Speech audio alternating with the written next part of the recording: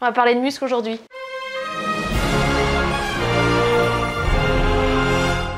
Pour les nouveaux, on est sur un concept où je pose ma caméra juste là et je vous raconte bribes de ma vie. Google, il est pas gentil avec moi parce qu'il dit que j'utilise des mots qui sont vieillis. En tout cas, la bribe dont je vais vous parler aujourd'hui concerne ma transformation physique hulkanesque. Hulkanesque, ça vient du préfixe hulk. Là-dessus, vous l'avez. Par contre, pourquoi est-ce que j'ai mis un A? Parce que le chien de ma mamie s'appelait Hulka. Je vous pose le contexte. On est en février 2020. Je suis professeur de PS. J'ai une pratique sportive régulière, pas intensive, mais plutôt régulière. Je dirais un mode de vie actif. Et là, je découvre deux mondes. Ça fait 4. Deux mondes. Le premier, ça fait 2. Donc le premier, c'est la musculation. Et le deuxième, c'est Herbalife. Ça fait déjà quelques temps que je m'intéresse au domaine du renforcement musculaire et notamment grâce à certains youtubeurs. Je vais citer Eric Flagg, the best pour moi, la référence. Mais sinon, il y a aussi Nassim Saïli, il y a The Rob, il y en a plein d'autres comme Thibaut Inchep, certainement le plus connu, mais c'est pas pour moi celui qui m'a fait démarrer, qui m'a provoqué un déclic par rapport à l'activité. Non, c'est Eric Flagg. Et vous allez comprendre pourquoi ce type-là, je trouve que c'est un génie. Autre élément déclencheur pour moi, c'est le fait que mon frère, il a eu une pratique de la musculation il y a quelques temps. Et en fait, il a pris beaucoup de masse musculaire.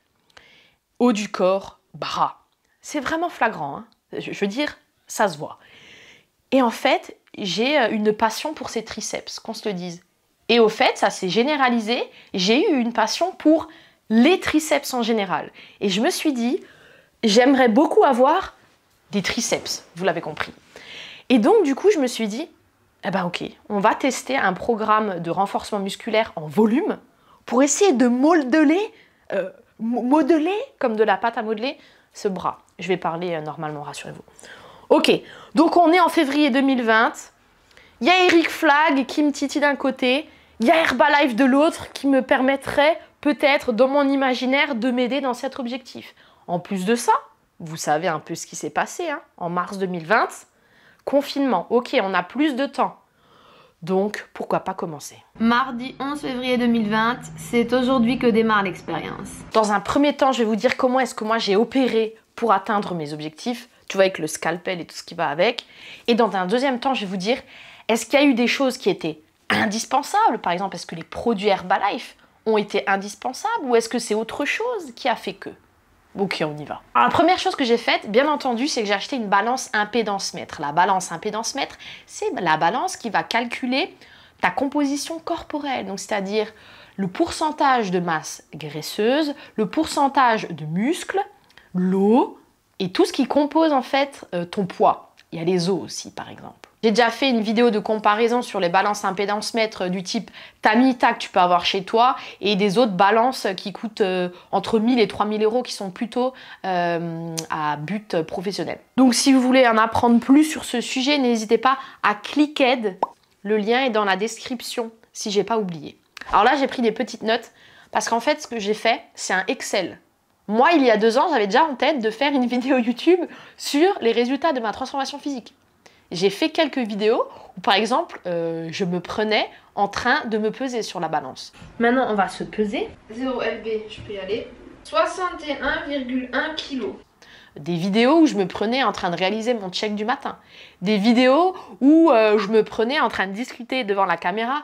Oui, alors, les débuts, je me sens comme ça, j'ai fait ça, nanana. Herbalife, pour ceux qui connaissent pas. Pas très exploitable a posteriori, mais bon, c'est pas grave, j'aurais essayé.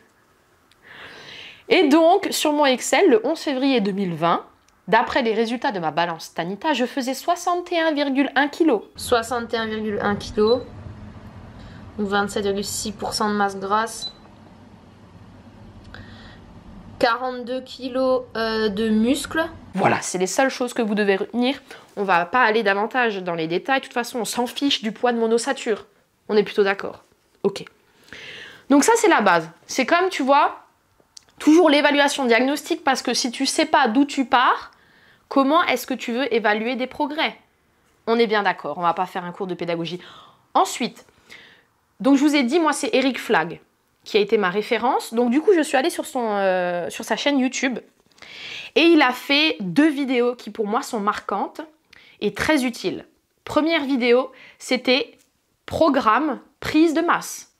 Et le travail qu'il a effectué pour faire ça, je le remercie encore une fois, connaissant Eric qui fait un script pour chacune de ses vidéos. Mais là, enfin, c'est bien. Donc du coup, j'ai dupliqué son programme. J'ai vraiment pris un screen de son programme et je l'ai appliqué à moi-même directement, tellement il était bien fait. Donc d'après mes souvenirs, il s'agissait de faire 2 à 3 séances de musculation par semaine. Tu avais un carnet et il fallait prendre des notes. On va pas aller dans le détail de ce qu'il fallait faire en termes de musculation, parce que ça, vous allez voir sa vidéo et il le dira beaucoup mieux que moi. Je vous mets le lien en description si vous voulez. Toujours est-il qu'il y avait une deuxième vidéo qu'il a publiée sur sa chaîne qui m'a été très utile, et il s'agit de la vidéo sur la nutrition. Qu'est-ce qu'il faut ingérer et combien de calories il faut manger pour justement atteindre ses objectifs. Ça, c'était le premier aspect non négligeable de cette transformation physique, c'était Eric Flagg et son programme. De l'autre côté, on avait ce que je vais appeler une aide, des compléments alimentaires. Il s'agissait de Herbalife. Donc c'est là que j'ai découvert Herbalife via Bruno.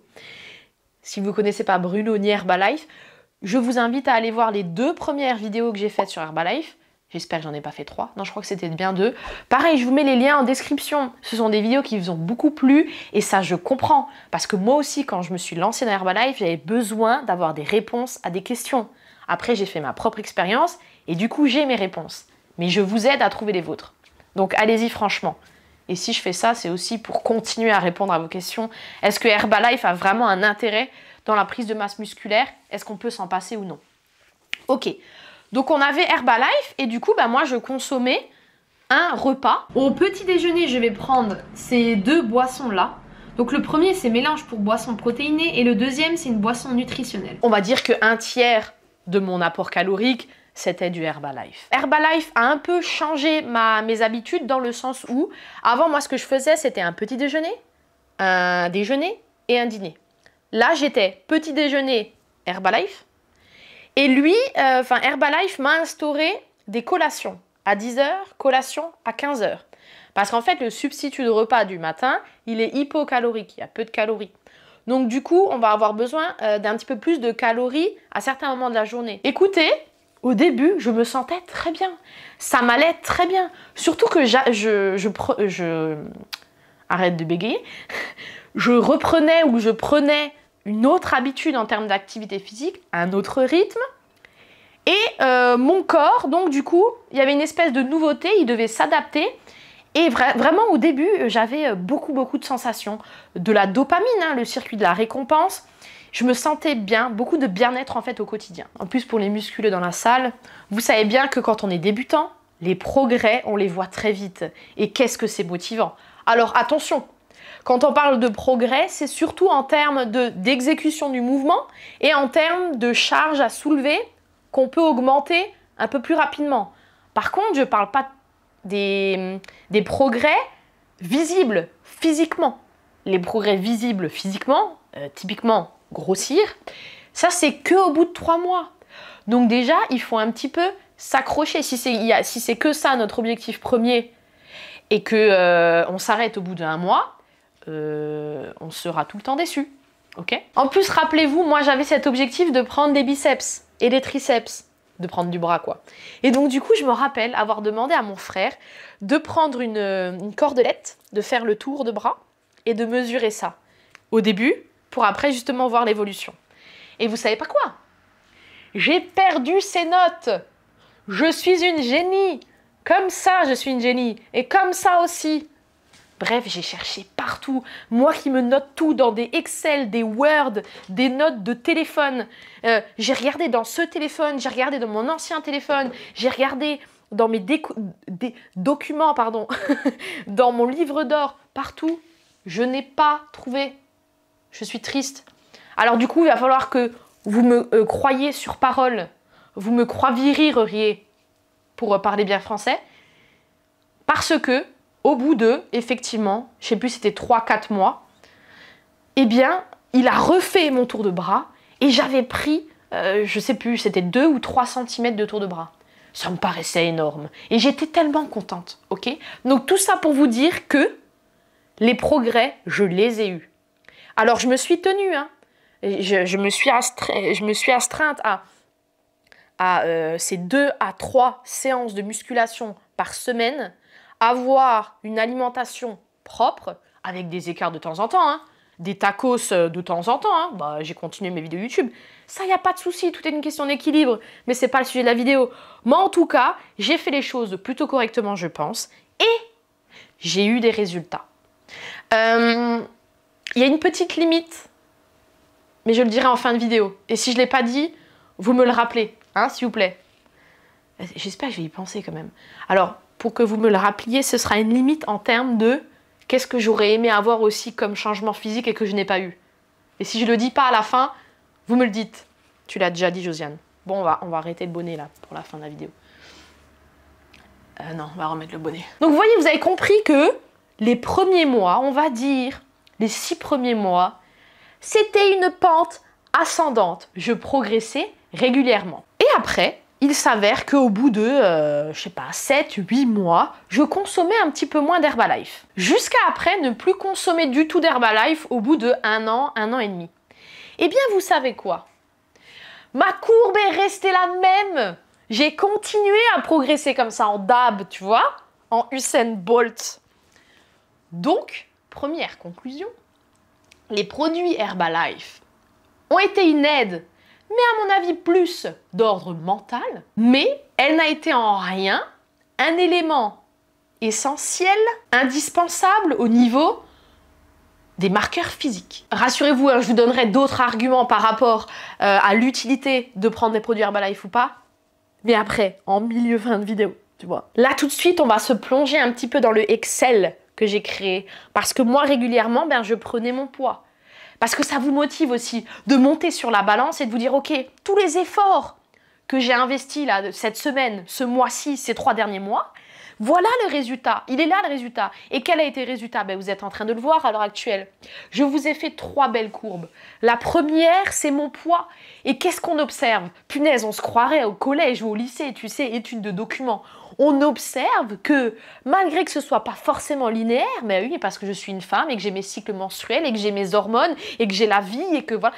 Donc, c'est pas forcément linéaire, mais il y a quand même une tendance forte à l'augmentation.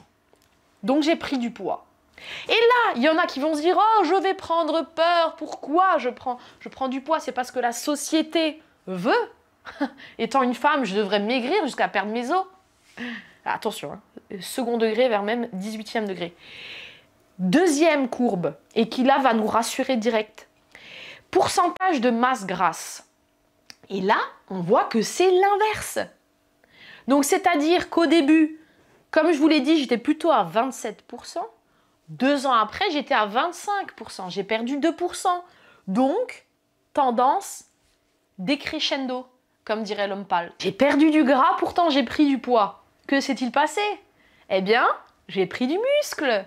Yes, objectif atteint. J'ai commencé à environ 42 kg de muscle, j'ai terminé à 45 kg de muscle. Autant au début, j'étais à fond et très consciencieuse dans ce que je faisais très peu d'écart et ma musculation, je la faisais tout le temps, etc. Autant après, il y a eu des petites blessures qui ont fait que j'ai un peu moins pratiqué et peut-être que l'alimentation, j'ai été un peu moins sérieuse, etc. Ce qui fait que ma prise de muscle n'est pas, même si elle est positive, elle n'est pas optimale. C'est-à-dire que si j'aurais tout fait comme il fallait pendant 2 ans, j'aurais pu prendre encore plus. D'ailleurs, pour vous donner un ordre d'idée, parce qu'il y en a peut-être qui sont dans cet état d'esprit à l'heure actuelle, Google m'a dit, un site internet m'a dit, que pour quelqu'un à haut niveau, il est possible de prendre 0,2 kg de masse musculaire pure en 1 mois. Pure, les gars! Pure, ok? Donc, c'est pas si vous montez sur la balance et vous avez plus 0,2 kg que c'est gagné. Pas du tout, ok? Et pour un débutant, il est possible de prendre jusqu'à 1,5 kg de muscle pur par mois. Je vous ai parlé de ma balance Tanita. Et je vous ai dit que c'était un réel avantage de se peser pour avoir la progression. Par contre, il y a quand même une limite à la lecture de ces données, c'est que il faut prendre ces données que comme progression, pas comme valeur brute, dans le sens où, vous voyez, le 30 mai 2022, je me suis pesée le matin sur ma balance impédance mètre. 2 heures après, je suis allée à la salle de sport pour me peser sur une balance impédance mètre professionnelle. D'ailleurs, j'ai fait la vidéo. Hein. C'est la vidéo balance impédance mètre 10 € vs 10 000 € ou un truc du genre. J'ai un peu exagéré, mais c'est à peu près comme ça. Et donc, on remarque 2 choses. Déjà, au niveau du poids, chez moi, j'avais 63,5. Là-bas, j'avais 63,7. Ok, négligeable. Pourcentage de masse graisseuse, et c'est là où c'est significatif la différence. Chez moi, j'étais à 25,1. Et chez elle, j'étais à 22,3. Et en termes de masse musculaire, là aussi significatif, ici j'avais 45 kg, mais là-bas j'avais 47 kg. Ok? Donc, qui détient la vraie vérité? Combien j'ai de muscles dans mon corps? On ne sait pas. Mais au final, c'est pas ça qui est important. Ce qui est important, c'est la progression. Et est-ce que ton image dans le miroir te plaît, te satisfait? Toi, pas le mec qui court là-bas en schlapp. On court pas en schlapp. Fais-le pour toi, c'est tout ce que je veux dire. Moi, je voulais des biceps et des triceps. Je l'ai fait. Et pourtant, la société ne veut pas forcément qu'une femme ait des biceps et des triceps. Mais moi, j'aime ça. Alors, je l'ai fait. Vous comprenez ou pas? On enlève ça. Je suis chaud. Là, je suis chaud. Là, je suis motivée, les gars. Ça se remarque, hein, direct. Vous avez vu qu'au début des vidéos, je commence doucement. Tu vois, je bégaye un peu. Parce que je fais pas forcément de plan. Si là, j'ai fait quand même un plan. Mais après, dès que je suis motivée, vous et moi, on est ensemble. Est-ce que vous voyez le flot d'électrons qui passe là? Ça mérite quand même un abonnement pour la suite. Moi, je vous le dis. Ok. Alors, maintenant, je vous ai donné mon pourcentage de masse graisseuse. Je vais prendre celui qui est le plus flatteur, à savoir celui de la salle de sport balance professionnelle, qui était de 22,3%. Alors, attention, je pense qu'à l'heure actuelle, je n'y suis pas, hein, parce que ça, c'était en mai 2022. Là, on est en novembre 2022, et je pense que je suis plutôt à 25 que 22. Mais j'en sais rien, encore une fois. On va dire 22, ça me fait plaisir. La moyenne, la norme, dans l'idéal, combien de pourcentage de masse graisseuse, toi, qui es une femme et qui a entre 20 et 39 ans, tu devrais avoir? Je sais pas du coup si tu t'identifies à ça. Es-tu une femme entre 20 et 39 ans? Je crois que si je regarde mes stats, c'est pas vraiment tout le temps le cas. Mais dis-moi, si tu es là et que tu existes, tu m'envoies un mail. En commentaire, bien sûr. Alors, si tu as un pourcentage de masse graisseuse au-delà de 39%, tu es considéré comme obèse. Si tu as entre 33 et 39%, tu es en surpoids. Tu es en bonne santé si tu as entre 21 et 33% de masse graisseuse. Et par contre, tu as un niveau de masse graisseuse faible, trop faible, en dessous de 21%. Alors, pourquoi ils disent faible et trop faible? Moi, j'ai rajouté le trop faible parce que là, on a une question de santé. Au-delà de l'esthétique, c'est une question sanitaire, les gars. Nous, on est des femmes, hein, ou les femmes de 20-39 ans. On est des femmes. Les femmes sont des femmes, il faut le savoir. Et donc, on a des hormones. Et par exemple, le cycle menstruel. Ok. Nous, on a des réserves lipidiques qui nous servent parce qu'on est voué à enfanter. On dit ce qu'on veut, mais c'est comme ça. Et donc, nous, on a besoin de masse graisseuse pour que nous, on survive, mais aussi pour faire survivre notre embryon. Donc, ce n'est pas sain d'être sèche. On peut être sèche si on fait de la compétition, mais ça doit être sur des temps très réduits et ça doit être suivi par un médecin. Voilà, il faut le dire. À un moment donné, je suis enseignante, ok? Je me suis recoiffée, c'est bon. Maintenant, on va revenir sur 2 choses. J'espère que je vous ai fait peur. Première chose, c'est la transformation physique. Est-ce que je suis satisfaite?